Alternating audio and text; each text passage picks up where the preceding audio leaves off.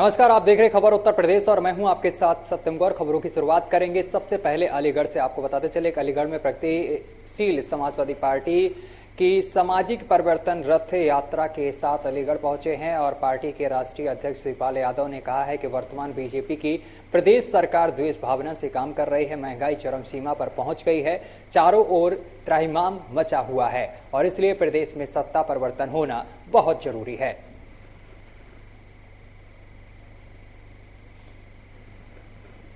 पर विद्वेष भावना से काम कर रही है। अध्यक्ष, जिस तरीके से आपने घोषणा की है, 5 घोषणा क्या है? देखिए, मैंने कहा कि देखिए इस समय बहुत परेशानी है, महंगाई इतनी बढ़ रही है, डीजल, पेट्रोल, घरेलू गैस, बिजली के दाम बढ़ रहे हैं और इन्होंने जो वादे किए थे सभी वादे अधूरे हैं, कोई वादा पूरा नहीं किया है, झूठे निकले हैं ये लोग। तो झूठे लोगों को तो हटाना चाहिए। क्या अध्यक्ष जी, भतीजे से बात हुई किसी चीज़ को क्या करते? देखिए, कैसे रहेगा? मैंने सभी छोटे। और अगली खबर अमरोहा से सामने निकल कर आ रही, जहां पर आपको बताते चले कि अमरोहा में मतदाता जागरूकता अभियान की शुरुआत हो गई है। चुनाव आयोग के निर्देश के बाद ये शुरुआत हुई है। सत्यापन केंद्रों का एसडीएम सदर ने किया है निरीक्षण। शहर के कई स्कूलों में बनाए गए हैं सत्यापन केंद्र। बीएलओ को एसडीएम विजय शंकर ने दिया है निर्देश। मतदाताओं को सूची में जोड़ने की कवायद शुरू हुई है और जिले भर में चलाया जा रहा है अभियान। 1 नवंबर से 29 नवंबर तक चलेगा प्रशिक्षण अभियान। और बलिया से बड़ी खबर सामने निकल कर आ रही, जहां आपको बताते चले कि बलिया में यातायात माह जागरूकता कार्यक्रम और रैली का शुभारंभ हुआ है। टीएसआई विश्वदीप सिंह ने एनसीसी जवानों और स्कूली बच्चों को बुलाया है और कार्यक्रम का एसपी बलिया ने फीता काट कर शुभारंभ किया है। कार्यक्रम में आए लोगों को यातायात के प्रति जागरूक किया गया है। एसपी ने जागरूकता संदेश रैली को हरी झंडी दिखाई है और हरी झंडी दिखाकर रवाना किया है। एसपी बलिया ने कहा है कि यातायात नियमों का पालन करें।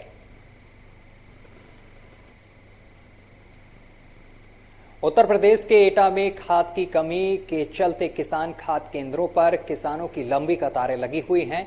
देश में बढ़ते डीजल पेट्रोल के मूल्यों और दूसरी तरफ कुदरत के कहर से बर्बाद किसान अब तंग आ चुके हैं और ऊपर से नई फसल बोने के लिए जरूरत पर खाद भी यहाँ पर कमी देखने को मिल रही है। महंगाई भी चरम सीमा पर है और यहाँ पर आपको बताते चले कि खाद की भी मारामारी के चलते किसानों को कड़ी मशक्कत का सामना करना पड़ रहा है। इसी बीच कई जगह खाद पाने के लिए किसानों के बीच मारपीट की घटनाएं भी सामने निकल कर आ रही हैं। ऐसी ही एक घटना जनपद एटा के इफ्को खाद किसान केंद्र से सामने आई है, जहां पर खाद पाने की आस लगाए बैठे किसानों में आपस में जमकर मारपीट हो गई, जिसके बाद मारपीट का वीडियो सोशल मीडिया पर जमकर वायरल हो रहा है। ऐसे में सवाल सरकार की तरफ भी उठता है कि इस समय खेतों में खेती किसानी का है, फसलें बोने का है,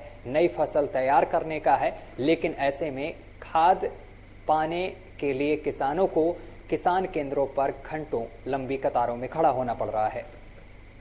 क्या स्थिति है, क्या है आपका? यहाँ तो भैया 3 बजे से कुछ लोग थे, अब भी 7 बजे के यहाँ लाइन में लगे, लेकिन कुछ लोगों को मिल गई है, अभी ये तरह बाकी खड़े सब। अच्छा, क्या आप क्या समझते हैं, कैसी व्यवस्थाएं हैं? व्यवस्था कुछ नहीं है, बस ये है कि कुछ ऐसी जैसी सेटिंग है वैसे अपना ले जा रहा है। यहाँ बाकी जो सीधे लोग हैं वो खड़े लाइन में। लोगों में मारपीट भी हो रही है। हाँ, अच्छा, लड़ाई झगड़ा होगा, क्या करे, 3 बजे से बैठे हुए रात में। एक मिनट, ये बताइए क्या नाम है आपका? किसका? मेरा नाम मोहिनी यादव है। अच्छा, क्या स्थिति है यहाँ? क्या यहाँ स्थिति है कि आदमियों को वो लाइन लगी हुई है और लेडीजों को बिल्कुल भी कहीं नहीं मिल रही है और बिल्कुल देख, आप कैमरा लगा सकते हैं, देख सकते हैं आप। कौन लोग ले रहे हैं? कौन है?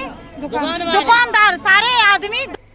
और गाजियाबाद के हापुड़ मोड़ के ठाकुर के जरिए बालिका विद्यालय में दीपावली पर्व के उपलक्ष्य में दिवाली फेस्टा का यहाँ पर आयोजन किया गया है और दिवाली फेस्टा में विद्यालय के अंदर विभिन्न प्रतियोगिताओं का आयोजन किया गया है। विद्यालय में छात्राओं ने नृत्य प्रतियोगिता की, विद्यालय में थीम रंगोली का भी आयोजन किया है और रंगोली के माध्यम से लोगों को जागरूक भी किया गया है। थीम रंगोली में 2022 के होने वाले विधानसभा चुनाव भी जिक्र हुआ है।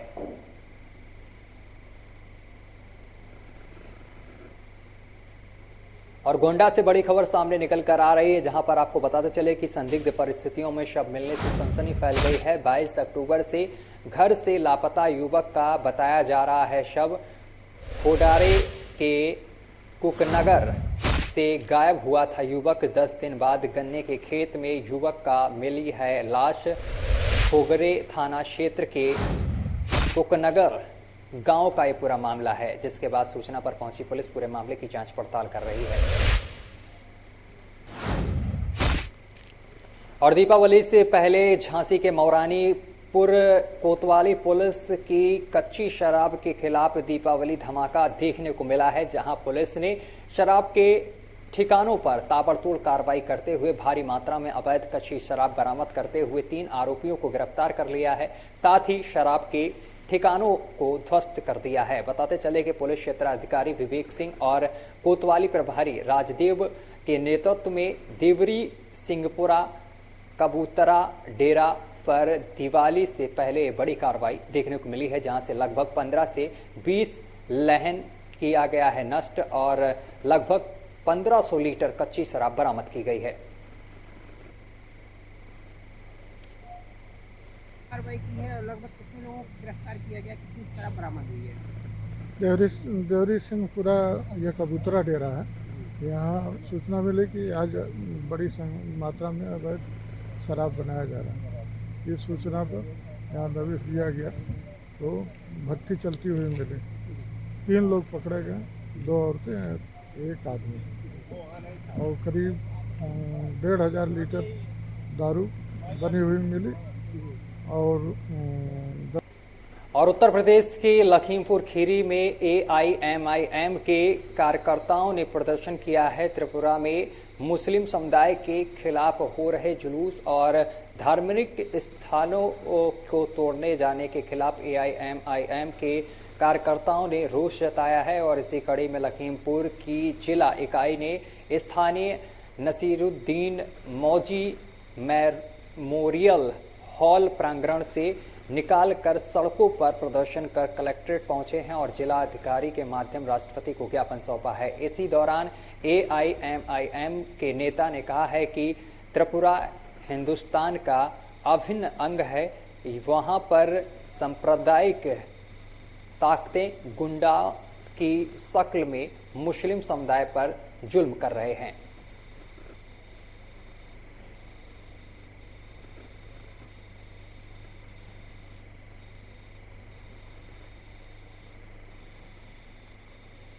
और लखनऊ से बड़ी खबर सामने निकल कर आ रही, जहां पर शिवपाल यादव का बड़ा बयान सामने निकल कर आया है। प्रगतिशील समाजवादी पार्टी को लेकर यहां पर बड़ा बयान सामने निकल कर आया है, जहां पर आपको बताते चले कि बड़ा बयान दिया है। उन्होंने कहा है कि हम हैं समान विचारधारा वाली पार्टी। शिवपाल यादव ने कहा है सेकुलर या किसी एक बड़ी राष्ट्रीय पार्टी से करेंगे गठबंधन।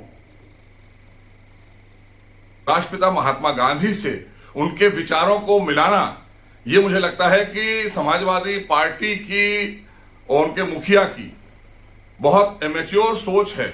उन्हें शायद इतिहास के बारे में नहीं पता है कि जिसने देश का विभाजन कराया हो, जिसने देश के टुकड़े किए हो, उसको अखंड भारत की विचारधारा के महापुरुष से मिलाना, ये देश के महापुरुषों का अपमान किया है अखिलेश जी ने। उनको पूरे देश से माफी मांगना चाहिए और साथ साथ हम सबको ये समझना चाहिए कि अभी देश के अंदर जिन्ना की विचारधारा लोगों के मनों में है, दिलों में है। उस विचारधारा से हम सबको बचना है, क्योंकि ये समाज।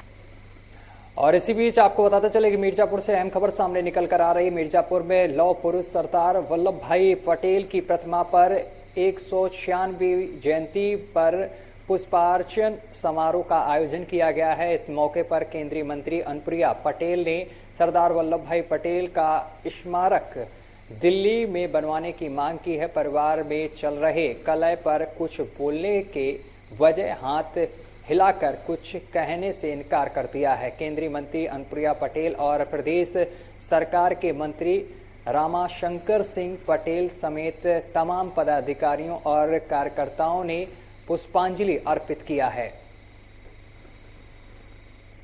भाई पटेल जी की 146वीं जन्म जयंती के अवसर पर हमारे मिर्ज़ापुर जनपद के सभी जनप्रतिनिधिगण, सभी क्षेत्र के संभ्रांत नागरिकगण, सभी राजनीतिक दलों के कार्यकर्तागण, नेतागण और प्रशासनिक अधिकारी यानी पूरा मिर्ज़ापुर यहाँ पर इकट्ठा होकर लौह पुरुष सरदार वल्लभ भाई पटेल जी को पुष्पार्चन कर रहा है, उनका स्मरण कर रहा है, उनके विशाल व्यक्तित्व को और राष्ट्र के प्रति उनके अनंत भक्ति को याद करके आज प्रेरणा प्राप्त करता है।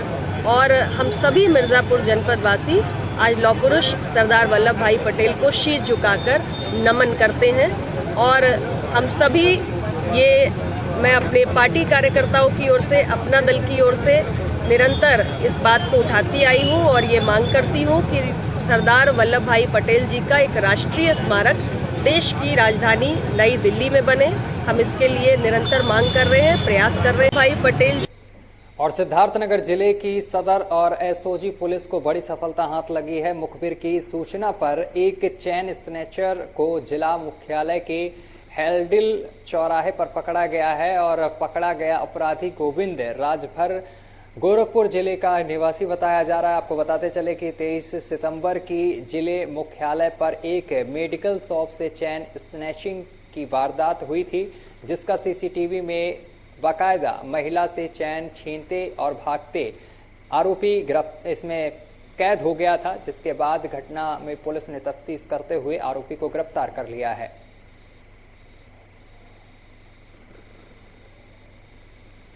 एक घटना 23/9 को एक घटना हुई थी जिसमें मेडिकल स्टोर में खड़ी एक महिला की चेन तोड़ के 2 लोग अपाचे सवार मोटरसाइकिल पे थे, 2 लोग भाग गए थे। उसी में पुलिस उस घटना के अनावरण में तभी से लगी हुई थी। इसमें एसओजी की टीम हमारी कार्य कर रही थी।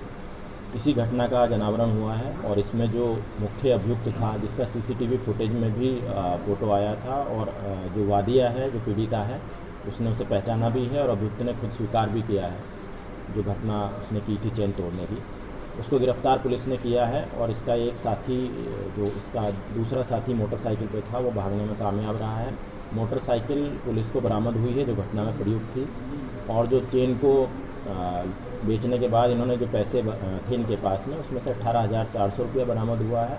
मोबाइल और नवंबर की शुरुआत में सिद्धार्थनगर जिला मुख्यालय पर पुलिस कप्तान यशवीर सिंह ने हरी झंडी दिखाकर मोटरसाइकिल रैली निकाली है। साथ ही जिले के पुलिस के जवानों ने ट्रैफिक से संबंधित जानकारियां दी हैं। मोटरसाइकिल रैली को हरी झंडी दिखाने के बाद मीडिया से बात करते हुए पुलिस कप्तान यशवीर सिंह ने कहा है कि नवंबर माह यातायात के तौर पर मनाया जाता है। इस माह में ट्रैफिक को लेकर पुलिस और अधिक सतर्क रहती है।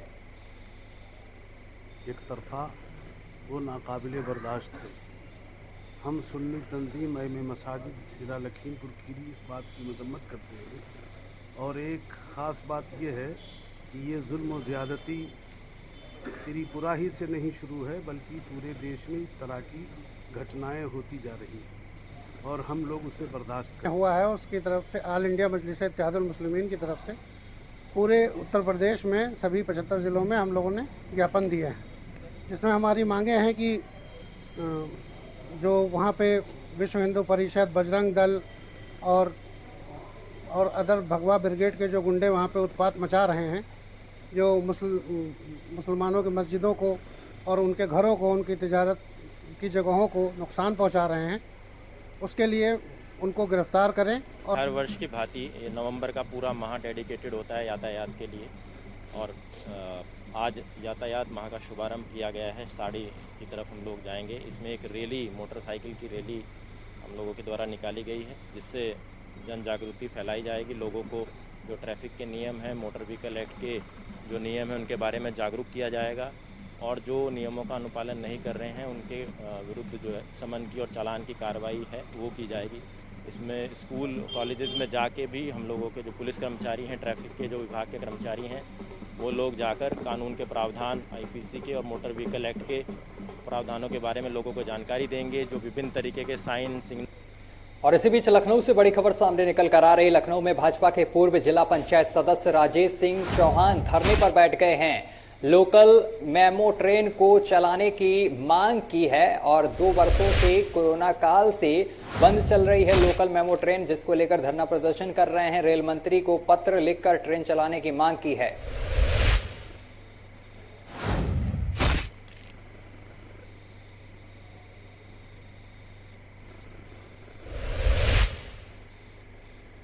और सपा सुप्रीमो अखिलेश यादव ने जिन्ना को लेकर दिया है बयान। जिन्ना को बताया है सरदार पटेल, नेहरू और गांधी का साथी। बड़ी खबर आपको बता रहे हैं, जहां पर अखिलेश यादव का बयान सामने निकल कर आया है। जिन्ना को बताया है सरदार पटेल, नेहरू और गांधी का साथी। सभी लोग एक साथ पढ़कर बने थे बैरिस्टर।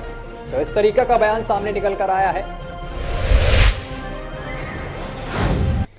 और उत्तर प्रदेश में रेलवे स्टेशन को बम से उड़ाने की धमकी मिली है। आतंकी संगठन लश्कर ए तैयबा ने भेजा है धमकी भरा पत्र। लश्कर कमांडर मोहम्मद आमिर के नाम से मिला है ये पत्र। हापुड़, खुर्जा, फिरोजाबाद समेत आधा दर्जन स्टेशनों को उड़ाने की धमकी मिली है। 26 नवंबर को बम से रेलवे स्टेशन उड़ाने की धमकी मिली है। और आपको बताते चले कि धार्मिक स्थलों को 6 दिसंबर को उड़ाने की बात इस पत्र में लिखी है।